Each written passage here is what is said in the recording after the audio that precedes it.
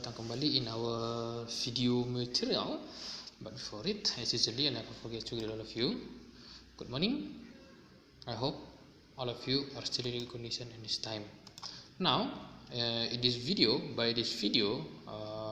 our material, we talk about narrative text. Ya, narrative text. Ya, here you can read here. Kamu bisa baca di sini bahwa Naratif teks itu biasanya digunakan untuk menceritakan suatu cerita yang memiliki rangkaian peristiwa kronologis yang saling berhubungan. Ya, kemudian di sini tujuannya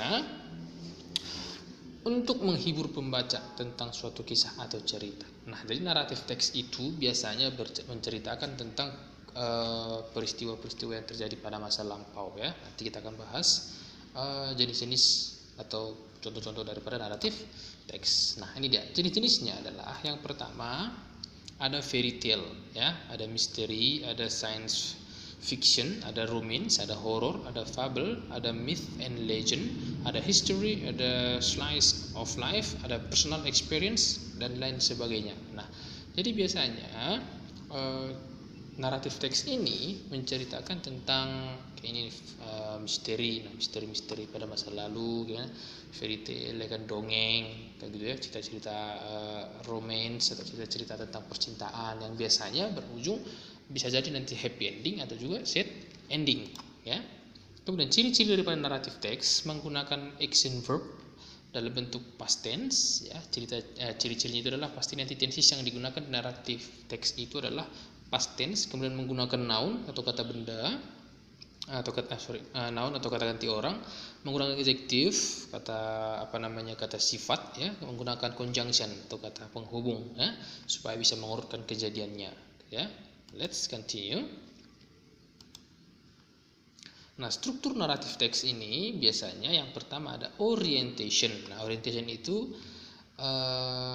biasanya disebut dengan pendahuluan, berisi tentang siapa, kapan, di mana suatu cerita ditetapkan, ya. Kemudian complication menceritakan awal masalah yang menyebabkan puncak masalah atau yang biasa disebut dengan klimaks. Bagian ini biasanya melibatkan karakter utama dari cerita tersebut. Kemudian resolution, ya, resolusi, ya.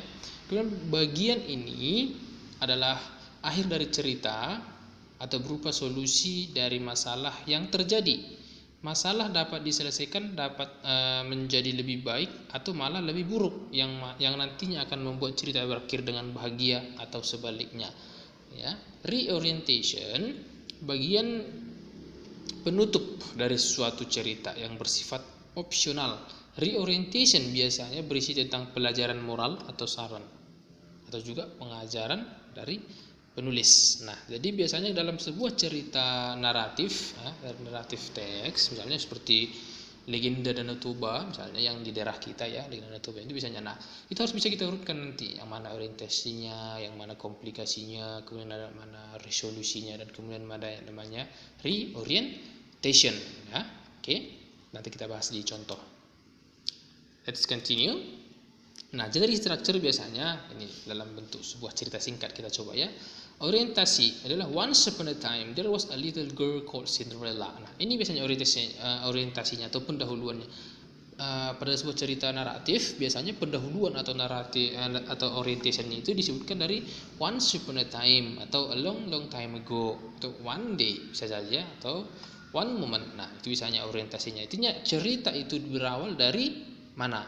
Itulah bagian dari orientation. Kemudian evaluation, ya, evaluationnya she was pretty, loving and clever. Nah, ini bagian untuk menjelaskan karakter utamanya, ya. Masuk kita ke complication atau komplikasinya, awal dari masalah itu dari mana, gitu, ya. Nah, di sini but she was very poor, she lived in her stepmother and stepsister, they were very weak. Nah, ya. Di sini diceritakan bahwa awal dari permasalahannya itu adalah si Cinderella itu orangnya sangat miskin, ya. Dia tinggal bersama ibu tiri dan kakak tirinya, ya. Mereka sangat kejam atau bisa dikatakan jahat, gitu, ya, kepada karakter utama. Resolusinya adalah untungnya, fortunately she made a prince, ya. Ini akhir daripada semua ceritanya itu tadi, akhirnya, gitu, ya. She met a prince. He fell in love with her.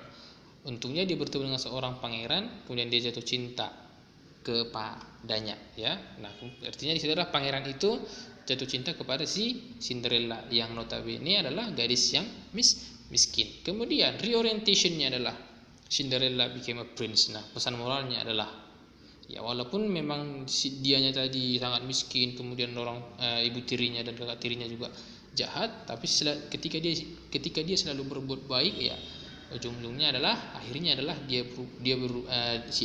si Cinderella itu menjadi seorang putri, gitu ya. Setelah dia menikah dengan seorang pangeran, maka dia menjadi seorang putri kerajaan.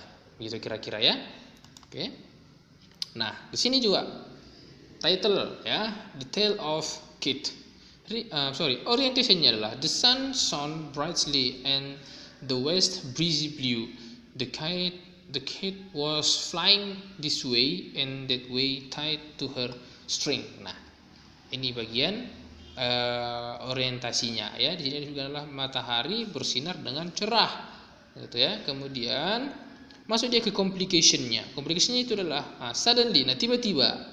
Nah, itu dia ya. Nah, pasti ada awal masalahnya dari mana. Kemudian masuk dia ke resolution. Resolusinya adalah so the kid followed the sun who took her back home. Nah, artinya apa? Setelah tadi di sini ada masalah ya, setelah ada masalah di complicationnya ada dia. Akhir dari masalahnya itu adalah maka layang-layang itu mengikuti matahari yang membawanya kembali pulang. Itu artinya. Nah, jadi biasanya dalam cerita-cerita naratif ini di sebuah boleh sih kita simpulkan itu dalam kehidupan kita sehari-hari bahwa setiap ada masalah pasti ada jalan keluar. Oke, kira-kira ya. Baik.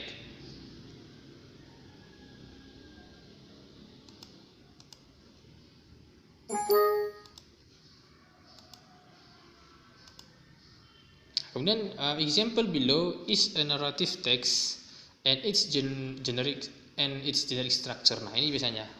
Artinya di sini ada contoh naratif teksnya dan bagian-bagian daripada orientationnya. Ini contoh John slumped in the arm here. Nah, ini orientationnya ya. Kemudian di sini disebutkan juga ada language features-nya, ada kata siapa. Artinya adalah bisa langsung dievaluasi siapa pemeran dalam cerita itu. Kemudian di mana cerita itu terjadi. Oke, action verb-nya juga ada di sini nih. Set. Nah, duduk ya. Kemudian complication-nya. Nah, ini complication-nya. Oke, silakan baca sendiri. Kemudian resolution-nya adalah John never reappeared, but no one noticed or cared. Oke, ya. Jadi resolusinya adalah John tidak pernah lagi muncul, tetapi tidak ada seorang pun yang mempedulikannya dan memperdulikannya. Nah, ini dia salah satu contohnya. Saya kira-kira. Nah, silakan Anda baca sendiri supaya lebih cepat ya. Nah, kemudian di sini ada sebuah cerita naratif ya, The Ant and the Dove. Silahkan Anda baca dan tugas mulai dari situ adalah translate and make the generic structure. Artinya adalah terjemahkanlah teks ini dan buatlah generic structure. Apa tadi generic structure? Adalah strukturnya tadi, yang mana dia bagian orientasinya, mana dia bagian complication-nya, mana dia bagian resolusinya, kemudian mana dia bagian reorientation. Oke, saya kira-kira baik. I think that's all our material for today. See you in the next video. Bye bye.